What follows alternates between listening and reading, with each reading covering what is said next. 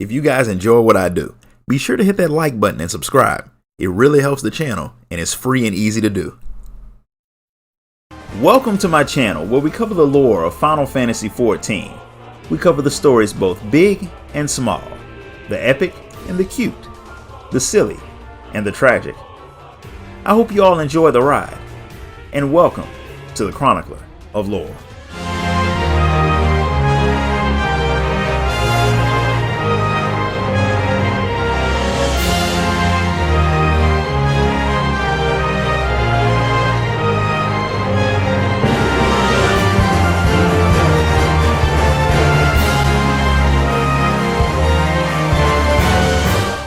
Chronicler wasn't able to learn all that much about Zurvan, the final member of the Warring Triad. The Icon was worshipped by a group of Mericidian beastmen, and they are the key to keeping the Icon in the physical realm. Chronicler is positive that there are a lot of his thralls locked up in the research facility, so you all need to find them fast before you have a repeat of the incident with Sophia's servants. The Scions have already started searching for them, but since there are a lot of places that the Scions can't go without being tempered, you and Chronicler head to Azazla to join them. You arrive to find the facility swarming with Imperial soldiers. Apparently Regula is back, and once again Urianger's wards have been wiped out with little effort.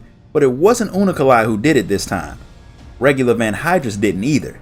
The Garlean shows up personally to tell you that the Icon's own powers removed the wards. He didn't come there to fight you. He wanted to let you know that Zurvan's followers are awake, and they're trying to free their master. They had been asleep when you fought Sophia, but since the Triad were all allied against the Alligans, it's not hard to believe that when Sophia set her thrall to free herself, she made him work on Zurvan's restraints too. Regula doesn't care who opened the doors. His soldiers are in the facility at that very moment, risking being tempered to keep Zurvan from waking. That's why he came to you. His men aren't immune to tempering, but you are, so he wants to work with you to stop the Icon. Seeing as how the Alligan tech failed to contain the power of the Icons, Regula doesn't want it anymore. But he still doesn't want an Icon running free, and he's willing to ask for help from an enemy to stop it. Y'shtola's not exactly keen on the idea of working with the people who killed so many of her people, Ysel included, but Regula isn't asking for forgiveness, and he's not sorry.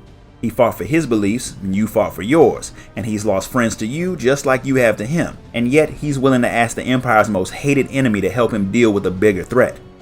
The Scions are still skeptical, but since the Garlean asked you, the decision is yours. When the Warrior of Light agrees to work with Regula, the Scions and Chronicler agree to help too. So a very unexpected alliance is made, and you all head into the containment area. The ether coming from his servants is being poured into Zurvan from some of the machines around the area that need to be destroyed if you want to keep the Icon asleep. But even in his half-awakened state, he started tempering some of Regula's soldiers. Since the three of you are the only ones immune, the Warrior of Light, Kral, and Chronicler charge into the area to destroy the generators. And even though he's at risk of being tempered, Regula comes too. Urianger and Y'shtola were going to come as well, but Regula tells them to see if they can save some of his injured men instead. Chronicler isn't sure if he'll be strong enough, but Regula tells him that the last place you question yourself is on the battlefield. He was born with a gift, and he should use it to the best of his abilities. The time for talking is over, and you all charge in. 3 of the generators are taken down, but Chronicler isn't able to get to his.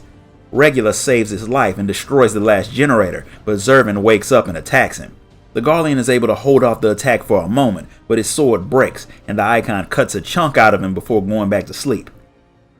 Chronicler can't understand why the man saved him, but Regula tells him that the gift he has is too precious to let get snuffed out so soon. Besides, the Emperor may need it one day in his war with the Icons.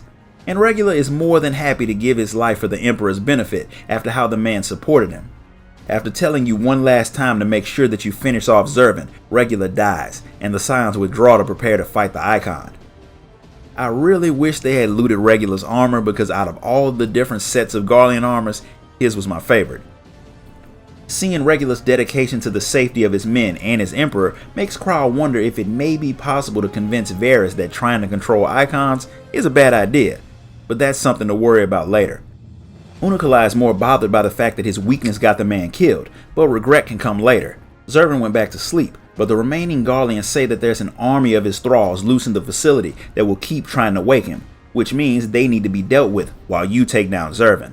The last of the Triad is a force to be reckoned with, but the Warrior of Light is able to put an end to the Icon once and for all. With Y'shtola and the others having finished off all of his thralls, the threat of the Warring Triad is over. The 6th Legion has to get a little bit of credit for this victory, because without them the Icon would have woken up much earlier and been a lot stronger. The remnants of the Legion are heading back to Garlemald to tell the Emperor that his childhood friend is dead. Y'shtola never expected to hear stories of friendship amongst the Garleans, which shows that she views them in the same way that they view the Eorzeans, as savages, and they're both right for a multitude of different reasons. Unakalai feels pretty inferior after seeing how all of you acted during this endeavor, and he doesn't feel like he has what it takes to ever compare himself to someone like you. Krall can't even understand why he cares that much, but he decides that it's time to tell you all the whole story, so you head back to the Rising Stones. Unakalai was born on a different shard, and he didn't have the power to save it because, unlike you, he had never become a warrior of light. He was still a kid, and he believes that if he'd been older and stronger, then he would have been able to stop his world from becoming the Void. It was his world where the heroes had used Auracite to deal with the primals until they were corrupted, turned into ether-consuming fiends, and ravaged the world. They fought each other in a war that drained the world's ether until a flood of darkness consumed everything. The Void Scent that you've seen time and time again are the mutated remains of what used to be his people. When Unakalai was dying from the injuries of his final battle, Elidibus took his soul into the rift, and from that day on, the Ascian had been his master. He taught him about the different shards, and the war between light and dark for balance, where if either side overcomes the other, it will destroy the world. And most importantly, he told him that the source is the most important of the worlds, one that is very close to being destroyed, which is all very true. Because of this, Unakalai chose to be Elidibus' tool on the source in hopes of keeping your world from ending up like his own. But even now, he's still too weak to do anything. Urianger thinks the boy is too focused on trying to figure out what it means to be a hero, and he still doesn't understand that heroes aren't born, they're made through their deeds and actions. It doesn't take matching viewpoints or strong arms, it just takes the drive and desire to act on your own behalf and the behalf of your companions. That's something he understands even less, since he's never had any friends. He always had to fight alone. But those days are over, and to prove it, Y'shtola officially welcomes Unakalai to the Scions of the Seventh Dawn. This concludes the story of the Warring Triad. If you enjoyed this video, hit the like button, subscribe, ding that notification bell, join the Discord, and if you really want to show your support, you can donate to the channel through the link in the description. Until next time guys, later.